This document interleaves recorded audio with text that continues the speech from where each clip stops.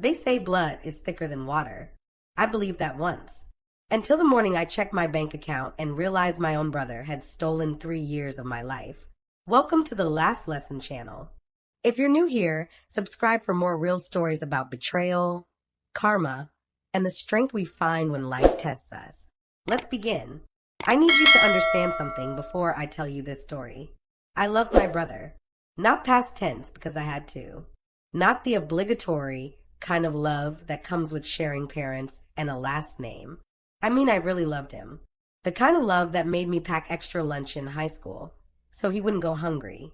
The kind that had me lying to our parents about where he was on nights he came home smelling like cheap beer and bad decisions.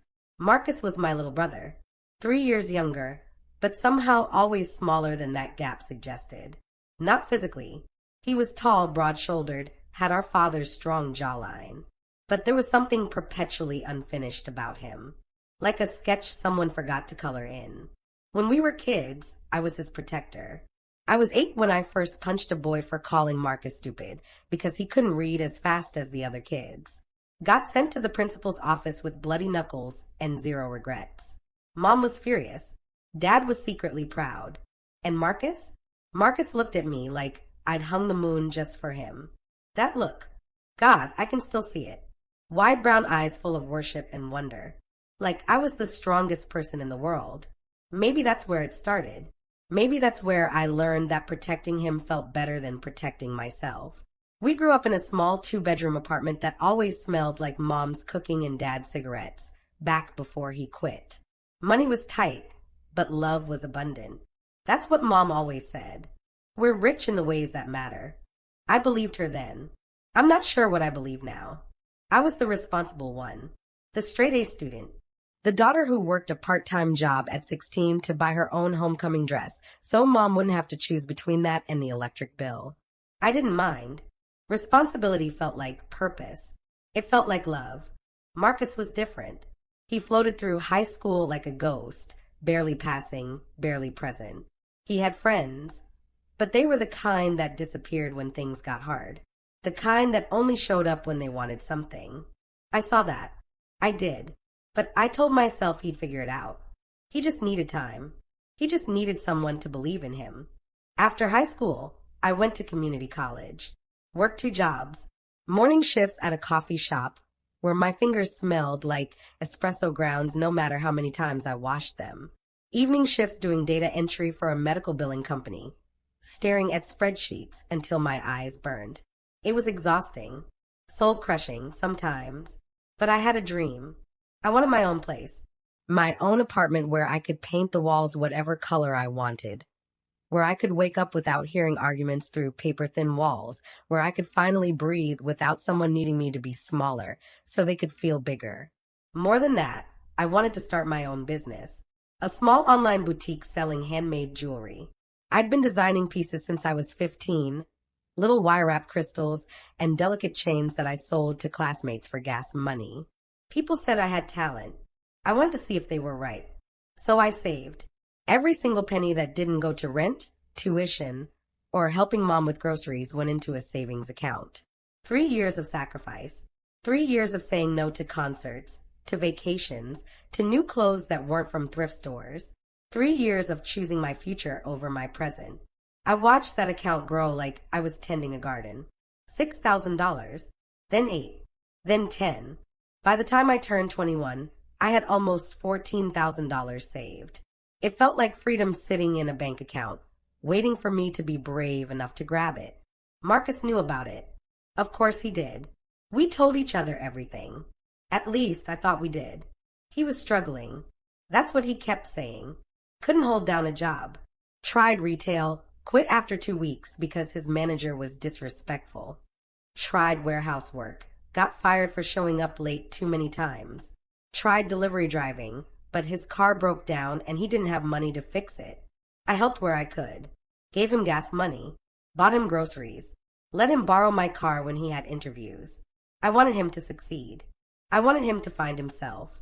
I just need one good break, he'd say, sitting on my apartment couch, scrolling through his phone with that same defeated slouch. One opportunity, then I'll get back on my feet. I believed him. Why wouldn't I? He was my brother. It was a Tuesday in March when everything changed. Not that I knew it was changing. Not yet. Marcus came over with Chinese takeout. His treat, he said, which surprised me because he'd been broke for weeks. But I didn't question it. I was just happy to see him smiling for once. We ate lo mein on my tiny balcony, watching the sunset paint the sky orange and pink. He seemed lighter that night, more himself, or maybe more like the version of himself I kept hoping he'd become. "I'm proud of you, he said suddenly, not looking at me. "What you've done, saving all that money, building something real." My heart swelled. Marcus rarely gave compliments. "Thanks. I'm almost there. 6 more months and I'll have enough for first, last, security deposit, and the initial business costs. I've been running the numbers obsessively." He nodded slowly. Then he asked the question that would change everything. "Could you teach me how to save like that?" "Of course," I said. "Anytime." He hesitated, picked at his noodles. "Actually, I was thinking, what if I had access to your account? Not to spend anything," he added quickly, "just to see how you budget. Track what comes in and out. Maybe it would motivate me, seeing it in real time." I should have said no. Every instinct in my body whispered, "Don't do this." But I looked at his face, at that familiar expression of hope and vulnerability, and I heard myself say, "Yeah, okay, if it'll help." The look of relief that crossed his face seemed genuine. I added him to my account that night, gave him view-only access, or so I thought. The bank app was confusing, and he was the one clicking through the settings on my phone. "There," he said. "Perfect. Thanks, sis. This means a lot." He hugged me before he left. Tight. The kind of hug that felt like gratitude. I went to bed that night feeling good, feeling like maybe, finally, Marcus was ready to change. I had no idea that in 2 weeks, I'd check my account and find nothing but zeros staring back at me.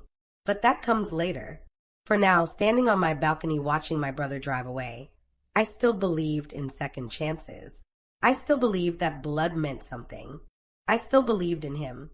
There's a specific kind of pain that comes from being betrayed by someone you die for. It doesn't hit all at once. It shatters you in slow motion. 2 weeks passed like normal.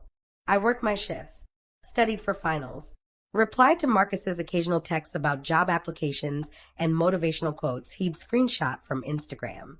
"Building an empire," one said. "Grinding in silence," said another. I sent back encouraging emojis, proud that he seemed focused. On the surface, everything looked fine. But there were small things, tiny details I'd replay later, cursing myself for not seeing what was right in front of me. Like how he stopped asking to borrow money. How he seemed suddenly busy when I suggested getting lunch. How his Instagram stories showed him at bars, at restaurants, wearing a leather jacket I'd never seen before. "Got it at a thrift store," he texted when I asked. Crazy lucky find. I believed him. Because that's what you do when you love someone. You believe their lies until you can't anymore. It was a Thursday morning in April when my world collapsed. I woke up early as always, made coffee, sat at my tiny kitchen table with my laptop to pay bills. I had a system. First of every month, like clockwork. Rent, utilities, phone, credit card. Then check savings to see how much closer I was to my goal. I logged into my bank account, clicked on savings, and my heart stopped. The number staring back at me wasn't $14,327.89 like it should have been. It was $43.12. I blinked, refreshed the page, checked the app on my phone, refreshed again. $43.12. For a moment, I couldn't breathe, couldn't think. My hand started shaking, so violently I dropped my phone. It clattered against the table, and that small sound seemed to break whatever trance I was in. I grabbed my laptop and clicked on transaction history with trembling fingers. Transfer. $2,000. Transfer. $1,500. Transfer. $3,000. Transfer. Transfer. Transfer. All to an account I didn't recognize. All over the past 2 weeks. All authorized by Marcus's login credentials. The last transfer had happened at 2:47 a.m. the night before. He'd taken the final $2,800 while I was sleeping. I stared at that screen until the numbers blurred, until my coffee went cold, until the sun rose higher and I realized I was supposed to be at work in 30 minutes, and I couldn't remember how to move. When I finally could think clearly enough to function, I called him. It rang 4 times. Then his voice, groggy and annoyed, "Hello. Where's my money?" My voice came out strange. Too calm. Too quiet. Silence. Then what?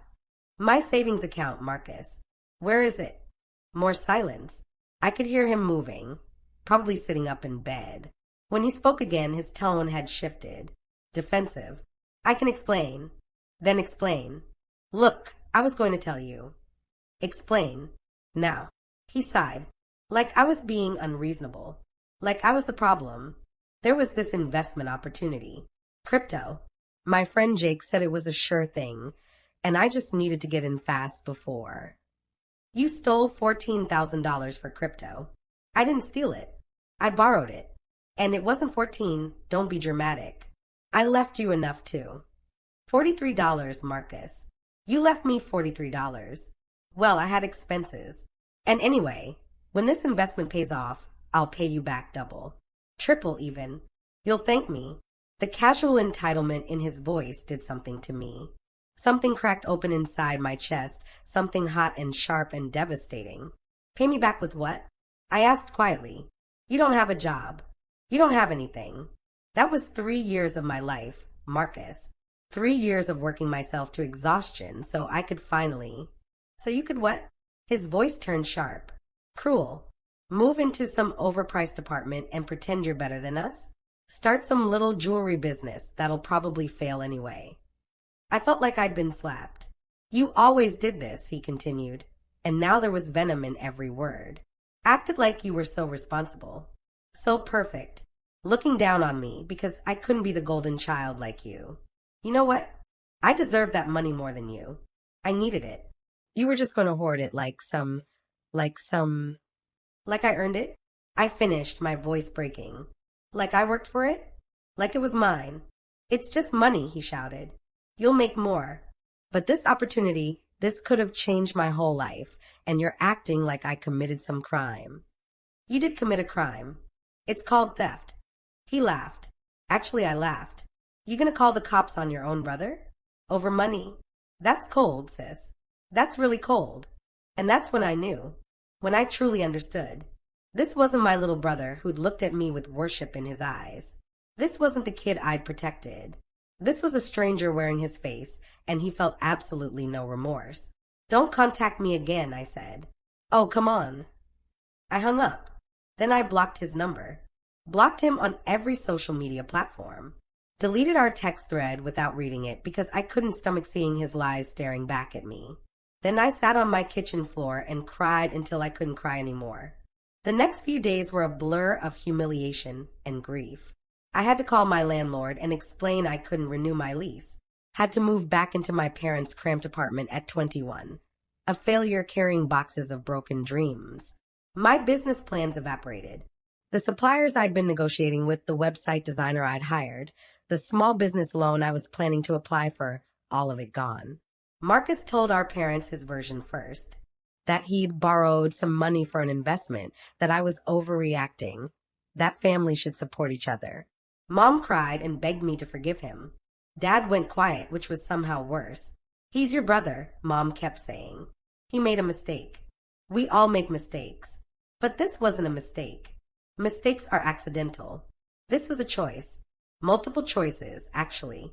Every time he logged in and transferred money he knew wasn't his. The worst part? He didn't even have the decency to hide his temporary wealth.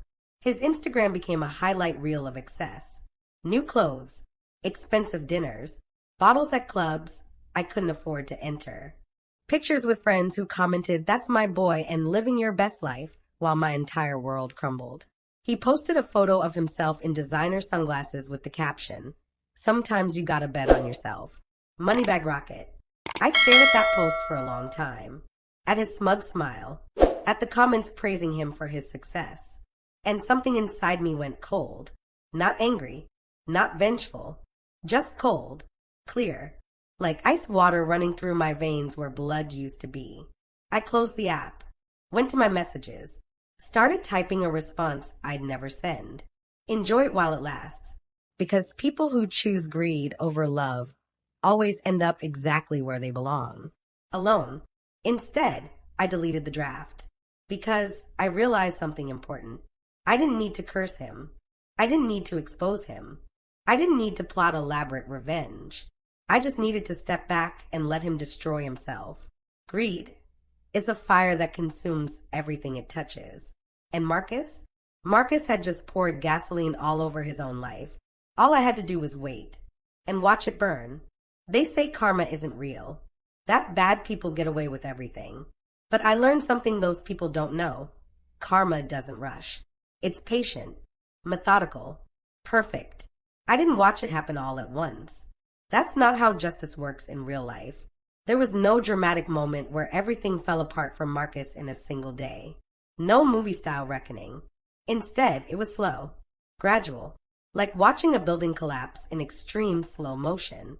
And somehow, that made it so much more satisfying. The first crack appeared 3 weeks after he stole my money. I heard about it through Mom, who called me crying. Marcus's crypto investment had crashed.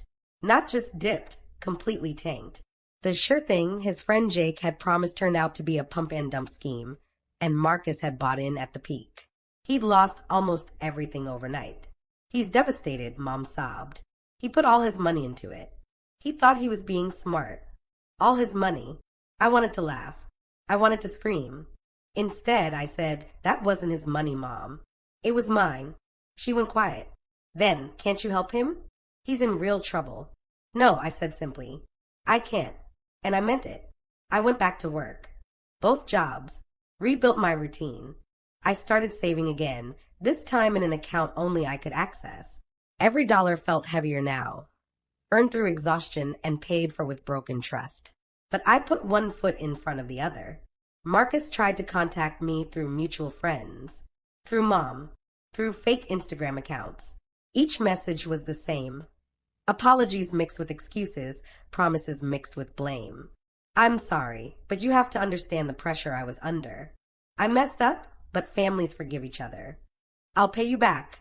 I swear, I just need a little help getting back on my feet first. I blocked every account, deleted every message unread. Because here's what I learned. People who betray you will always find a way to make it your fault. They'll twist the narrative until somehow you're the villain for not enabling their destruction. I refused to play that game. 2 months passed. Then I heard from my cousin Angela that Marcus had lost his job. The one he'd finally gotten at a call center. Showed up late too many times, argued with his supervisor, got fired for attitude problems. He's really struggling, Angela said carefully, watching my face for a reaction. I took a sip of my coffee, said nothing. Another month.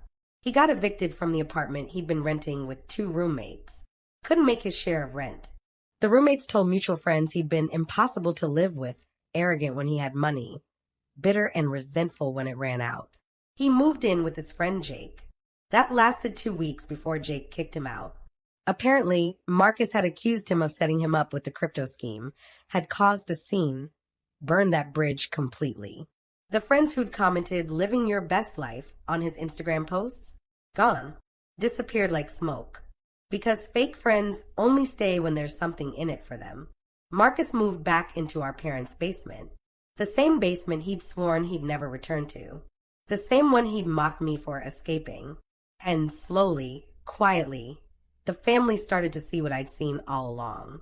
Dad mentioned how Marcus wouldn't look for work, just played video games all day. Mom complained about him eating all the groceries without contributing. My aunt whispered to me at a family gathering. I lent him $300 last year. He never paid me back. I didn't say anything because he's family, but the image of Marcus, the one he'd carefully constructed, began to crumble. People started asking me questions, started noticing the timeline. Wait, didn't you move out around the time Marcus suddenly had money? Didn't you have savings for a business? I never told them the full story. I didn't have to. The truth has a way of surfacing on its own. 6 months after the theft, I ran into him at the grocery store. I almost didn't recognize him. He'd gained weight, stopped styling his hair, wore the same hoodie he'd had since high school. But more than his appearance, it was his energy. That cocky swagger was gone. He looked diminished, tired, older than his 21 years. He saw me in the produce section. I froze. For a moment, we just stared at each other across a display of apples. Then he walked over. "Hey," he said quietly. "Can we talk?" Every instinct told me to walk away, to protect the peace I'd fought so hard to rebuild. But there was something in his eyes, not the old worship, not the cruel entitlement. Something broken. "5 minutes," I said. The coffee shop across the street. We sat in a corner booth. He ordered black coffee he couldn't afford. I noticed his hands shaking slightly as he wrapped them around the cup. "I'm sorry," he started. "I know you've heard that before, but I mean it this time. I don't even know what I was thinking." I waited, let the silence stretch. "Everything fell apart," he continued, voice cracking. "The money, the friends, the respect. I lost everything. And the worst part is, I did it to myself. I see that now. Do you?" I asked quietly, "Because when we talked 6 months ago, you told me I deserved it, that I was hoarding money, that I acted better than you." He flinched. I was defensive, angry, wrong. "You were cruel," I corrected. "There's a difference between making a mistake and choosing to hurt someone. You didn't just take my money, Marcus. You took 3 years of sacrifice, 3 years of dreams, and you felt entitled to it." Tears welled in his eyes. "I know. I hate myself for it." "I don't hate you," I said, and meant it. "But I don't trust you. And I don't know if I ever will again." "Can I ever make this right?" he whispered. I thought about that question. I really thought about it. Then I answered honestly, "Maybe, but not by paying me back. Not with apologies. The only way you make this right is by becoming someone who would never do this again. By learning that shortcuts destroy more than they build. By understanding that the people who love you aren't resources to exploit. They're gifts you don't deserve to lose." He nodded, unable to speak. "I'm rebuilding my life," I continued. "I've saved $4,000. I'm moving out again in 3 months. I'm starting my business, just slower than I planned. And I'm doing it without you in it because I have to protect myself now." "I understand," he managed. I stood to leave, paused, then said the last thing I needed him to hear. "Greed didn't just cost you money, Marcus. It cost you the one person who would have died for you. Was it worth it?" He didn't answer. We both knew it wasn't. I walked out of that coffee shop lighter than I'd felt in months. Not because he apologized. Not because justice was served in some satisfying movie-style way. But because I finally understood. The best revenge isn't destruction. It's building a life so beautiful, so full, so completely yours that their betrayal becomes irrelevant. 3 months later, I signed the lease on my own apartment. Small, but mine. I launched my jewelry business, modest, but growing. I rebuilt my savings with discipline and boundaries I'd never had before. Marcus is still in our parents' basement, slowly trying to figure out who he is without shortcuts. Sometimes Mom asks if I'll give him another chance. Maybe someday, but not today. Not until I see real change, not just regret born from consequences. Because here's what I learned. Betrayal will tempt you to become bitter, to seek revenge, to let it poison you from the inside out. Don't. Let karma do its job while you do yours. Heal, grow, and build something they can never take from you. People who choose greed over love always end up alone. And that's a punishment no revenge could ever match. I didn't need to destroy my brother. He did that himself. And me. I became the woman I was always meant to be. Stronger, wiser, free. If this story resonated with you, subscribe to The Last Lesson for more real stories about betrayal, karma, and the strength we discover when life tests us. New stories every week. Your support means everything. Thank you for listening.